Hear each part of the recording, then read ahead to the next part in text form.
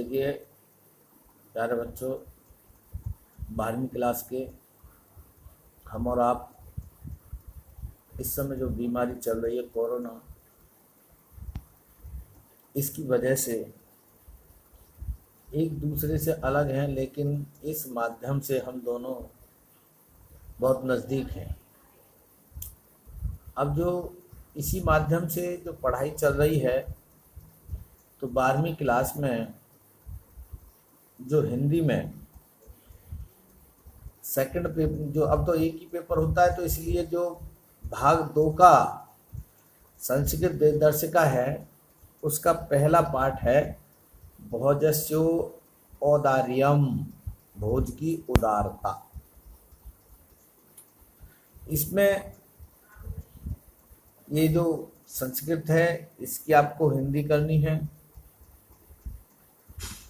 Art side वालों को प्रश्न के उत्तर भी देने हैं। तो इसमें देखिएगा,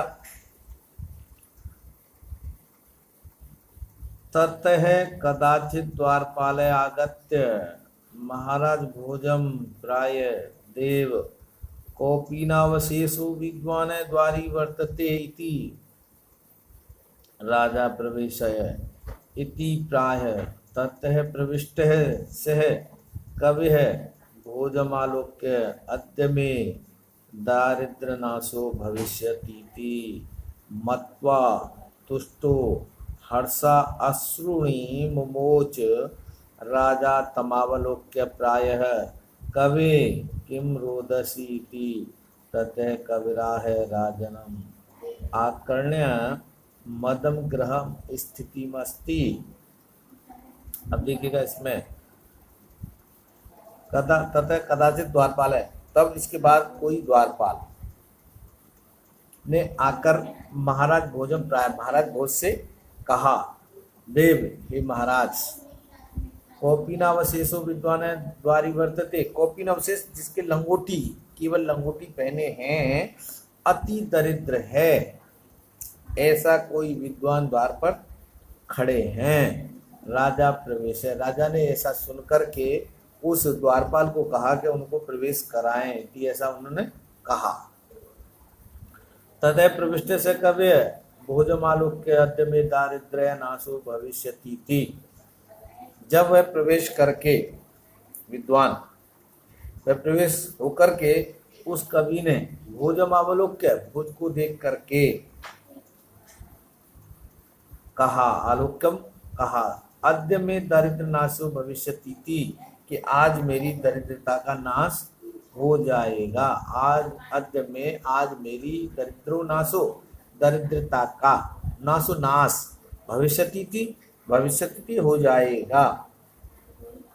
मत्वा ऐसा मानकर, तुष्ट उसने हर्षा अश्रूणि मुमोच, उसने, कवि ने ऐसा जब कहा कि आज मेरी दरिद्रता का नाश हो जाएगा, यह मानकर, विश्वास कर, प्रसन्न हो खुशी के आंसू उसने बहाए।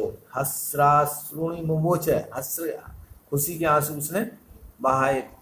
उसको देख करके राजा तमावलोक्य प्राह, राजा ने उसको देख करके, जब वो रो रहा है तो उसको देख करके कहा, हे कवे किम रोदसी, क्यों रोदसी रोते हो, इति ऐसा उस राजा ने, भोज ने कहा।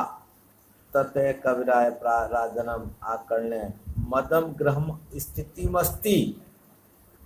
तब कवि ने रोते क्यों हो, यह कवि बोला, राजन आकर्ण्य सुनो, मद ग्रहम अस्ति स्थिति, मेरे घर की स्थिति को सुनो, मेरे घर की दशा को सुनिए। कैसी है मेरे घर की दशा, इसलिए मेरे आंखों से, मेरे नेत्रों से ये आंसू निकल रहे हैं। अये लाजानुच्चयी पथ्य वचनमाकर्ण्य गृहिणी शिशौ कर्णौ यत्नात् सुपहितवती दीनवदना मयि क्षीणोपाये यत्कृतं दृशा अश्रु बहुले तदन्तः शल्यं मे त्वमसि पुनरुद्युत्मुच्यतः। अये लज्जानु उच्चै पथे वचनमा कर्ण ग्रहिणी, जो बाहर से रास्ते में, पर जो खील बेचने वाले हैं, लज्जानुच्चय खील जो बेचने वाले हैं, वचनमाकर्ण्यम जो बहुत ऊंची आवाज में बोलते हैं, ऊंचे स्वर में बोलते हैं खील ले लो की आवाज सुनकर, शिशु कर्णो यत्मात सुपहितवती, दीनवदना, दीनवदना दुखी मुख वाली, सुपहितवती कहते हैं अच्छी तरह अच्छे ढंग से कानों को बंद करने वाली, कर्णों कानों को। बाहर से, घर के बाहर से खील बेचने वाले द्वारा ऊंचे स्वर में खील ले की आवाज सुनकर मेरी दीन मुख वाली पत्नी ने बच्चों के कानों को अच्छी तरह ढंग से व्यवस्थित तरीके से उन्होंने उनको बंद कर दिया। क्यों बंद कर दिया?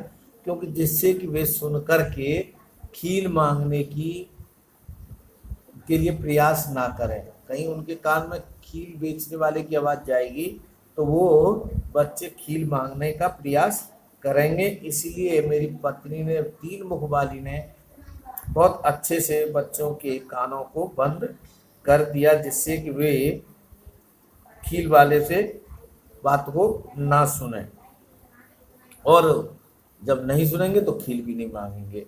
और मई क्षीणोपायतम दृशा अश्रु बहुले, और मेरी मुझ जो दीन, जो बहुत क्षीणोपाय बहुत ही दुखी, मुझ दरिद्र पर आंसू भरी दृष्टि, दृशा अश्रु बहुले, जो मुझ दरिद्र पर जो आंसुओं से भरी दृष्टि डाली, क्षीणोपायतम तदंत शल्य में त्वमसि पुनरुद्व मुचितः, तब वह मेरे अंदर, शल्यम में त्वमसि,